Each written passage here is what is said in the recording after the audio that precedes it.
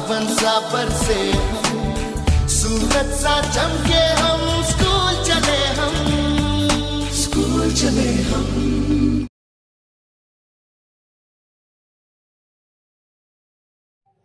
Hello, how are you? कैसे हैं class 10th? आप अच्छे होंगे ऐसी मैं आशा करता हूं। और आज से हम लोग अपना क्लास 10 सीबीएसई के लिए मैथ्स का फर्स्ट सेशन शुरू कर रहे हैं, जिसमें हम लोग पहला चैप्टर जो है रियल नंबर, उसके बारे में कुछ फैक्ट्स जानेंगे और रियल नंबर की शुरुआत करेंगे, क्योंकि हमारा नया सेशन सीबीएसई का स्टार्ट हो गया है और हम अभी से अपना सेशन शुरू कर देते हैं, जिससे कि आगे चल के हमारे सारे जो चैप्टर्स हैं वो अच्छी तरीके से कवर अप हो और उसके बाद हम अच्छे तरीके से रिवीजन कर सकें। सो माई सेल्फ अनूप कुमार, आपके चैनल टीचर्स टच पे मैं आपका स्वागत करता हूं। चलिए हम लोग शुरू करते हैं क्लास 10 सीबीएसई का मैथमेटिक्स का फर्स्ट चैप्टर, जिसको कहते हैं रियल नंबर। देखते हैं कि इस चैप्टर में क्या क्या चीजें हमें पढ़नी है। तो बच्चों, आप देख रहे हैं मैंने बोर्ड पे लगा रखा है क्लास 10 सीबीएसई रियल नंबर, और ये आपके चैनल का नाम है टीचर्स टच। इसको आप जरूर सब्सक्राइब करें, क्योंकि आपको इसमें मैथमेटिक्स जो क्लास 10 की है उससे बहुत अच्छे अच्छे सॉल्यूशंस मिलने वाले हैं, आसान भाषा में और आसान तरीके से। चलिए हम लोग शुरू करते हैं रियल नंबर। तो सबसे पहली बात है बच्चों कि हम लोग रियल नंबर के बारे में जान लें कि ये रियल नंबर्स क्या होती हैं। तो चलिए, रियल नंबर क्या होती है, मैं ये कह दूं यहाँ पे कि जितनी भी नंबर्स हैं, बहुत ज्यादा आपको टेंशन लेने की जरूरत नहीं है, बहुत आसानी से हम लोग समझेंगे, क्योंकि मैथमेटिक्स बहुत ही आसान, बहुत ही प्यारा सा सब्जेक्ट है। तो रियल नंबर में क्या क्या आ जाएगा, जितनी भी नंबर्स आपने अभी तक पढ़ी है बच्चों, वो सब रियल नंबर्स हैं।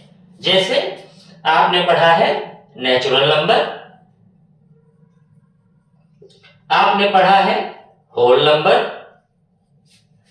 आपने पढ़ा है इवन नंबर, आपने पढ़ा है ऑड नंबर, आपने पढ़ रखा है रेशनल नंबर्स,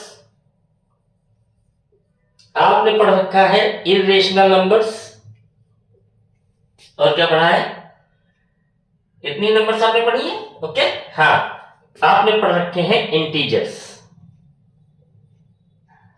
तो बच्चों, ये सभी जिस हेड के अंडरटेक है वो है आपका रियल नंबर्स। रियल नंबर के परिवार के ये सारी नंबर्स मेंबर हैं। तो रियल नंबर कोई बहुत बड़ी चीज नहीं थी, देखा आपने। रियल नंबर्स सभी वो नंबर्स हैं जिन्हें आप रोजमर्रा के जीवन में पढ़ते हैं, देखते हैं, सुनते हैं और समझते हैं। सभी नंबर्स रियल है। अब आप सोच रहे होंगे कि रूट वाली नंबर, देखो बच्चों, रेशनल और इरेशनल में ही आ जाएंगी, ठीक है, वो भी सारी आपकी रियल है। तो कुल मिला के आपको सिर्फ इतना समझना है कि जितनी भी नंबर्स हैं वो सब रियल है, कॉम्प्लेक्स नंबर को छोड़ के। अब आप बोलेंगे कॉम्प्लेक्स नंबर क्या होता है, तो ये आपके सिलेबस की चीज नहीं है। इंटरमीडिएट में जब आप जाएंगे तो कॉम्प्लेक्स नंबर के बारे में पढ़ेंगे। ये इस टाइप की होती हैं, ये, ठीक है। तो कॉम्प्लेक्स नंबर के बारे में जो रियल नंबर कहता है वो ये कहता है कि भाई यहाँ पे b 0 रख दो। अगर आप यहाँ पे b 0 रख देते हैं तो 0 इंटू आई, तो ये पूरा टर्म ही 0 हो जाएगा, तो क्या बचेगा a। तो ये क्या है, इंटीजर है, कोई नंबर होगा, तो ये भी आपका रियल नंबर है। तो कॉम्प्लेक्स नंबर भी रियल नंबर हो सकता है, कंडीशन है कि उसमें जो b वाला इंटीजर है जो i के साथ प्रोडक्ट में है ये 0 होना चाहिए। तो देखा आपने, ये है आपकी रियल नंबर्स। चलिए अब आगे बात करते हैं कि आगे कौन सी चीज आपको पढ़नी है। अब जैसे ही आप अपनी बुक को ओपन करते हैं मैथमेटिक्स की, तो उसमें आप देखेंगे कि ये एक चीज आती है, यूक्लिड डिवीजन लेमा। तो इसको देख करके आपको घबराना नहीं है, बहुत ही आसान चीज है। ये यूक्लिड का डिवीजन का एक एल्गोरिथम है बच्चों। लेमा माने एल्गोरिथम होता है, लेमा माने स्टेटमेंट होता है। तो लेमा कोई बहुत विशेष चीज नहीं है, यूक्लिड की डिवीजन से रिलेटेड ये एक एल्गोरिथम है, और ये भी कुछ नई नहीं है, ये भी आप बचपन से पढ़ते आ रहे हैं। क्लास 3rd 4th से ये हमें सिखा दिया जाता है। अभी देखिए आप पट से सीख जाएंगे। यूक्लिड डिवीजन लेमा क्या है मैं अभी आपको सिखा दे रहा हूं। देखिए आपसे मैंने कहा कि 5 से 14 को डिवाइड कर दीजिए, तो आपने टेबल लगाया 5 2 10, यहां बच गया 4।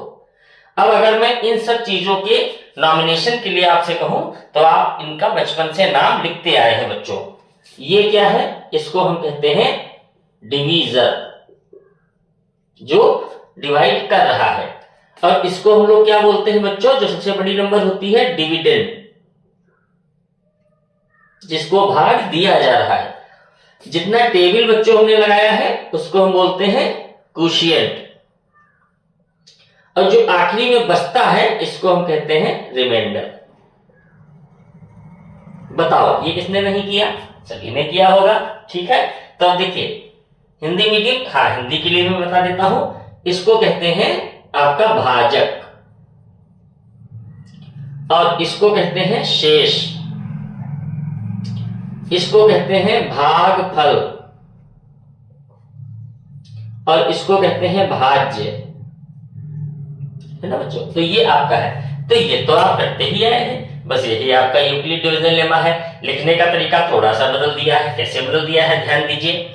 अगर हम इस 5 से, इस 2 से और इस 4 से 14 लाना चाहे बच्चों, तो हम क्या करेंगे, हम कहेंगे कि भाई 14 अगर हमको लाना है तो हम इस 5 से इस 2 को मल्टीप्लाई कर दें और इस 4 को ऐड कर दें। अब देखिए आप 5 2 10, 10 और 4 कितना हो गया, 14 हो गया। बताइए इसमें कोई समस्या है किसी को, कोई प्रॉब्लम है? बस बहुत ही आसान है। देखिए 14 अगर हमको लाना है तो हम 5 इंटू 2 प्लस 4 कर दें। अब देखिए यूक्लिड डिवीजन लेमा में ये जो नंबर्स आ रहे हैं इनको एक वेरिएबल दे दिया गया, क्योंकि एक स्टैंडर्ड बना दिया गया कि यही जितने भी डिवीजन आप करेंगे सबके लिए ट्रू होगा। तो देखिए क्या बनाया गया बच्चों, इस 14 को A कह लिया गया, ये जो 5 आपने किया था इसको B कह लिया गया, ये जो 2 था ये क्वोशिएंट था तो इसको Q ही कह लिया गया, और ये 4 जो रिमाइंडर बचा था इसको R कह लिया गया। बताइए कितनी आसान चीज थी, ये यूक्लिड डिवीजन लेमा है आपका। A = BQ + R, ये आपका यूक्लिड डिवीजन लेमा है। ठीक है, बताइए इतना समझ आया। चलिए और इसके बारे में जानते हैं। तो देखिए बच्चों यहां पे हमने एक स्टेटमेंट लिखा है, ये आपको दिख रहा है पूरा। अब देखिए इफ एनी इंटीजर A, अब बच्चों इंटीजर की जब हम बात करेंगे तो इंटीजर का मतलब है कि कोई भी कंप्लीट नंबर, इंटीजर की हिंदी होती है पूर्ण अंक, तो इसको आप याद रखेंगे। पूर्णांक जो होते हैं, जो हमारे इंटीजर्स होते हैं, जैसे 1 2 3 4 5 6 एंड सो ऑन, तो ये जो हमारा कोई पॉजिटिव इंटीजर है जिसको हम दूसरे इंटीजर से डिवाइड कर रहे हैं। अभी जैसे हमने देखा था कि हमने 14 को 5 से डिवाइड किया था, तो अगर हम किसी इंटीजर को किसी दूसरे इंटीजर से डिवाइड करते हैं तो जो रिमाइंडर आता है बस उसकी खासियत आपको ध्यान रखनी है। और ध्यान क्या रखना बच्चों, ये बचपन से हमको बताया भी जाता है कि जो हम टेबल लगाएंगे तो जब सब्ट्रैक्ट करेंगे तो जो नीचे रिमाइंडर बचेगा, जो नीचे रिमाइंडर बचेगा वो क्या होना चाहिए, वो हमारा A से जो डिवीजन लग रहा है उससे कम होना चाहिए। ठीक है, अगर उससे ज्यादा बच जाएगा तो इसका मतलब है कि वो गलत है। जैसे हम एक एग्जाम्पल यहां भी देख लेते हैं, जैसे मान लीजिए 3 से हमने डिवाइड किया 17 को, तो हमने लगाया 3 5 15, यहां माइनस किया, यहां 2 बचा। अब देखिए हम नाम लिखते हैं, तो ये बच्चों क्या है, A is divided by B, तो ये हमारा A हो गया। मैं दूसरे कलर से लिख देता हूं जिससे कि आप अच्छी तरीके से जान जाए। तो ये हमारा हो गया बच्चों A, ठीक है, ये हो गया हमारा A, ये A हो गया, और ये हमारा हो गया बच्चों B। ठीक है, A is divided by B, ये हमारा हो गया R, ये हमारा क्या हो गया R, और ये हो गया Q। अब आप देखिए जो R आ रहा है, R क्या होना चाहिए, R जो है ये एक तो 0 हो सकता है, मान लीजिए पूरा पूरा टेबल लग जाता तो 0 हो जाता, और या 0 से ज्यादा होगा, या तो 0 होगा, यही यहाँ पे लिखा है, या 0 से ज्यादा होगा। और दूसरी चीज क्या है कि ये B से जो है ये कम होगा। ठीक है, ऐसा नहीं है कि यहाँ 4 बच जाए, तो B से ये कम होगा। ठीक है, इसको हम ध्यान रखेंगे कि हमेशा इससे यहां पर कम बचेगा। ठीक, ये ध्यान रखेंगे ना, तभी हमारा ये सही माना जाएगा। तो बस यही हमारा यूक्लिड डिवीजन लेमा है, इसके अलावा और कुछ नहीं। ए बी आर जो दिए हैं वो आप एग्जाम्पल से बहुत अच्छी तरीके से समझ सकते हैं। अच्छा, आप सोच रहे होंगे इसमें कंफ्यूजन, चलिए देखिए। मान लीजिए कि आपने यहाँ पे लगा दिया 3 4 जा 12, चलिए देख लीजिए कितना लगाया 12, अब कितना बचेगा है बच्चों। अब 7 में से 2 निकालेंगे तो कितना बचेगा 5। अब देखिए जो यहाँ ये 5 बच रहा है, जो रिमाइंडर बच रहा है ये b से छोटा नहीं है, b से ज्यादा, 3 से बड़ा है कि नहीं। यहाँ जो 5 है वो ग्रेटर देन 3 है, तो इसका मतलब हमारा डिवीजन गलत है। यही यहाँ पे बता रहा है कि जो रिमाइंडर है वो हमेशा b से छोटा होगा, b बड़ा होगा। समझ रहे हैं बात को। तो ये हमारा गलत था, तो इसलिए हमने एक टेबल ज्यादा लगाया, 3 5 जा 15 लगा दिया। तो यहाँ देखिए 2 बचा था।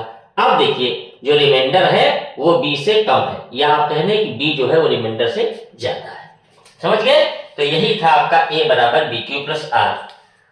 अब आप सोच रहे होंगे कि ये जो लेमा दिया हुआ है, जो स्टेटमेंट यूक्लिड का दिया है डिवीजन के अर्थ में, इसको हम बच्चों एक चीज और बोलते हैं, इसको बोलते हैं अरिथमेटिक एल्गोरिथम। ठीक है, ये भी इसको बोलते हैं बेसिक अरिथमेटिक एल्गोरिथम, ये भी बोलते हैं। तो ये कुछ नहीं, यही बस भाज्य भाजक डिवीजन डिविडेंड क्वोशिएंट रिमाइंडर से रिलेटेड एक रिलेशन है, जिसको हमने यूक्लिड डिवीजन के लेमा के रूप में सीबीएसई में बताया गया है। तो बताइए इसमें किसी बच्चे को कोई दिक्कत है? बहुत ही आसान है। तो आप एक दो एग्जाम्पल इस तरीके से सिंपल सिंपल करेंगे कॉपी पे, और a बराबर BQ प्लस R में उसको डालते रहेंगे।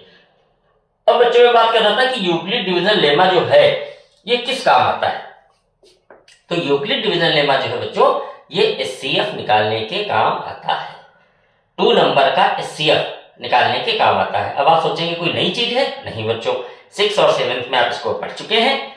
ये लॉन्ग डिवीजन मेथड है SCF निकालने का 2 नंबर का। बस यही आपका यूक्लिड डिवीजन लेमा था। चलिए देखते हैं अब आगे और क्या नई चीज हमें पढ़नी है। अब बच्चों हम कुछ डिवीजन की बात करेंगे, क्योंकि ये पूरा जो चैप्टर है आपका यूक्लिड डिवीजन लेमा, ये डिवीजन से रिलेट करता है, तो हम डिवीजन की कुछ बात करेंगे। ये फैक्ट्स भी आपको आते हैं, लेकिन एक बार आपका रिवीजन हो जाएगा तो बहुत अच्छा रहेगा। चलिए हम लोग डिवीजन कर लेते हैं। देखिए डिवीजन आपने बहुत ये किया भी है। सबसे एक चीज तो ये है कि मान लीजिए कि आप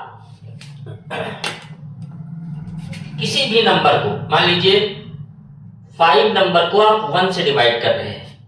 ठीक है, ये डिवीजन बाई 1 में बता रहा हूं, उसको ध्यान रखेंगे बच्चों।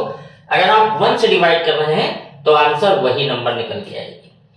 आप 4 को डिवाइड कर दीजिए तो 1 4 जा 4 ही आना है। आप 7 को कर दीजिए 7 ही आना है। अब आप देखिए यहाँ आप निगेटिव इंटीजर भी ले सकते हैं। मान लीजिए आपने -6 को कर लिया तो आंसर -6 आएगा। आपने -5 को कर दिया तो आंसर -5 आएगा। आपने -7 को कर दिया तो आंसर -7 आएगा। ये -1 के साथ भी बच्चों हो सकता है, तो ये भी आप समझ लीजिए, ये भी बहुत आसान है। समझ गए ना, ये तो जानते हैं ना, इसमें कोई नई चीज थोड़ी बताई जा रही है ना। बात आपको पकड़ में आ रही होगी, बहुत आसान चीज आपको बताई जा रही है। और देखें आप, और देखें कि यहाँ पे 8 को मान लीजिए आपने -1 से डिवाइड किया, तो बच्चों रूलिंग क्या होती है कि ये माइनस ऊपर जाएगा। ठीक है, एक्चुअली ये जाता कैसे इसका भी प्रोसेस है, लेकिन इस समय आपको नहीं जाना है। आप सिर्फ ये सोचिए कि माइनस यहाँ चला जाएगा तो आंसर -8 आएगा। मान लीजिए यहाँ हमने 11 ले लिया, तब भी इसका आंसर -11 आएगा। बताइए चीज समझ में आ गई।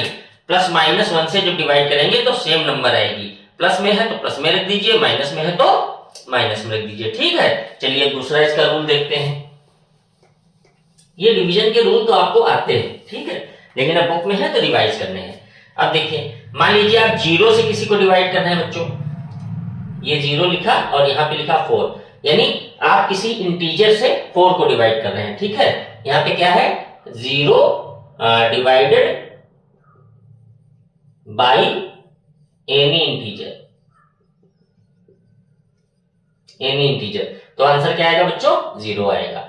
0/11 किया 0 आया, 0/-7 किया 0 आया, 0/-6 किया 0, 0/-1 0, 0/5 0। देखिए 0 को आप किसी से भी डिवाइड करेंगे तो 0 आना है। ठीक है, अच्छा, अब इसके नीचे 0 रख लीजिए। देखिए बहुत अच्छे अच्छे फैक्ट हैं। आप सोच रहे होंगे अरे यार तो हम सब पढ़ चुके हैं, तो कुछ भी नया नहीं है। देखिए मान लीजिए कि आपने यहाँ पे 5 लिखा, अब देखिए 0 नीचे आ गया बच्चों, यानी अब यहाँ पे कहानी क्या हो गई, इंटीजर डिवाइडेड बाई 0।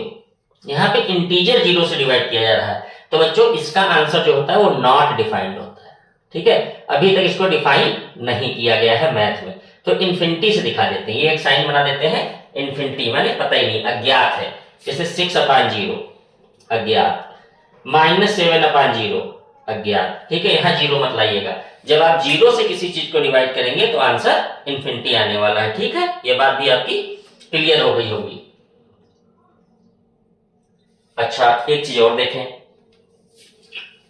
एक चीज बहुत आसान और वो भी आपको आती है, कुछ हम नया नहीं बता रहे हैं, ये सब आप पढ़ चुके हैं। इसीलिए मैं कह रहा था कि 10th में केवल 2 चैप्टर ऐसे हैं जो थोड़ा सा हार्ड है, बाकी बहुत ही आसान है। अगर आप थोड़ी सी मेहनत कर लेंगे, अपने आप को केंद्रित कर लेंगे, तो 90+ पाने से आपको दुनिया की कोई ताकत नहीं रोक सकती। अब देखिए, जैसे आपने -6/-6 किया, ये है बच्चों, यानी दोनों तरफ माइनस है, तो आंसर ये माइनस माइनस कैंसिल हो जाएगा। आपको सिर्फ ये याद रखना है। तो ये तो 6 1 6 आप कर ही लिए। ठीक है, यानी कहने का मतलब ये है कि अगर यहां भी माइनस है और यहां भी माइनस है तो आंसर क्या आएगा, सॉरी सेम टू सेम कर लीजिए।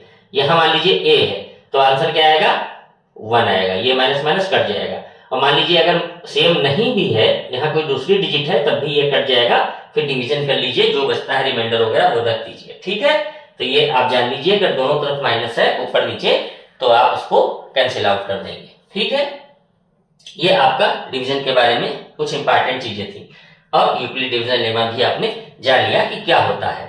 अब बच्चों ध्यान आपको क्या रखना है कि जब आप 10th की ये वाला चैप्टर पढ़ेंगे, फर्स्ट वाला, तो इसमें थोड़ा सा नंबर्स कम आएंगे, वेरिएबल्स आपके पास आएंगे, तो आपकी सोचने की क्षमता थोड़ा सा बढ़ी होनी चाहिए। ठीक है, सोचने की क्षमता को विकसित कीजिए कि अब आप ये नहीं कि 4 को 5 से डिवाइड कर रहे हैं, 8 को 2 से डिवाइड कर रहे हैं, अब हम कहेंगे b को a से डिवाइड कर रहे हैं। ठीक है, या a को b से डिवाइड कर रहे हैं, रिमाइंडर की जगह हम r बोलेंगे, कोई नंबर नहीं आने वाली है, उसी से हमको थोड़ा इधर से उधर करना है।